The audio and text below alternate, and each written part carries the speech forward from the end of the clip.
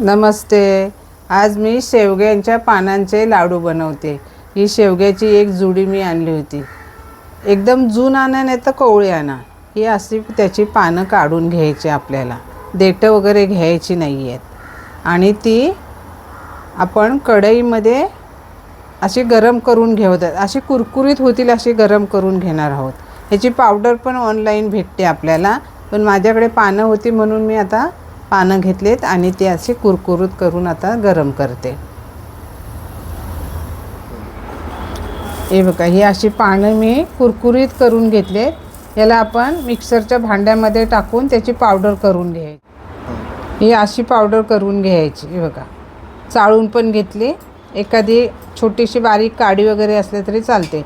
आता इथे मी कढई तापत ठेवली. आपण सगळं आपलं भाजून घेऊया, ड्रायफ्रूट वगैरे. इथे मी साजूक तूप टाकते. साजूक तुपामध्येच करायचे म्हणजे ते खायला छान लागतात. तूप तापलं. आता डिंक टाकते. हे 2 चमचे डिंक घेतलं आहे. डिंक चांगलं कुरकुरीत आपल्याला तळून घ्यायचं आहे.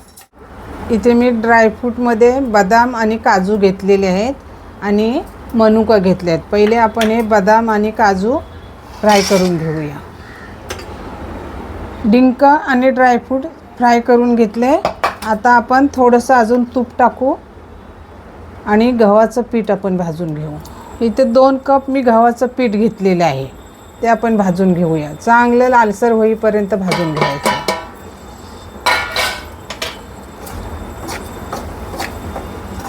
गव्हाचं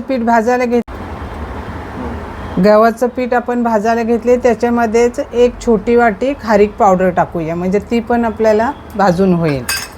सुंठ 1 चमचा पावडर घेतले आणि हे जे आपण शेवग्याच्या शेंगांचं आपण पावडर केली होती ती पण भाजून घेते आता परत. आता हे आपलं सगळं पीठ वगैरे ना भाजून झालेलं आहे. हे एका थालीमध्ये आपण काढून घेऊया. आता इथे 1 वाटी खोबरं घेतलं आहे. ते मिक्सरमध्ये बारीक केलं आणि ते आता भाजून घेऊया. आपलं खोबरं पण भाजून झालं आहे. अशा टाईपचं भाजून घ्यायचं. जास्त सफेद नाही, जास्त काळं नाही. आता इथे 1 वाटी मी गूळ घेतलं आहे, बारीक चिरून घेतला आहे. तो फक्त आपल्याला वितळवून घ्यायचा आहे. त्याचा पाक वगैरे आपल्याला बनवायचं नाही. तो आता मी वितळून घेते.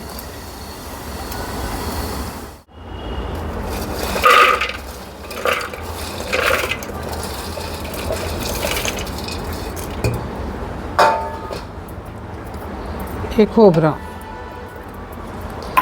हे आपण गव्हाचं पीठ बी घेतलं होतं ते,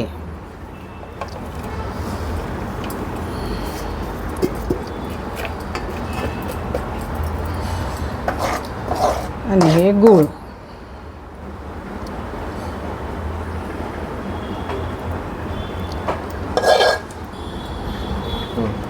हे आपण आता बारीक करून घेऊया.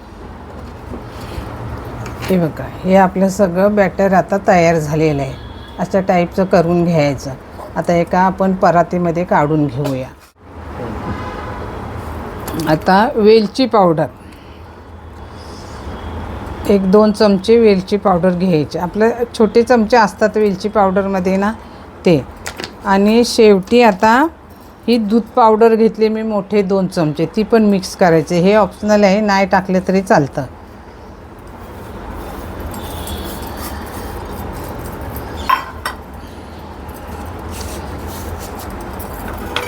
सगळं हाताने मिक्स करून घ्यायचं. तर हे लाडू असे बनवायचे. तुम्हाला कुठच्या साईजचे पाहिजेत, छोटे मोठे, हे बघा असे बनवायचे. तर मी तर छोटी साईज घेतली, मीडियम. तुम्हाला वरती तूप लागलं तर गरम करून तूप पण टाकू शकता जर वाटलं की बाबा कोरडं आहे हे. पण मला तूप बरोबर आहे म्हणून मी तूप नाही घेत.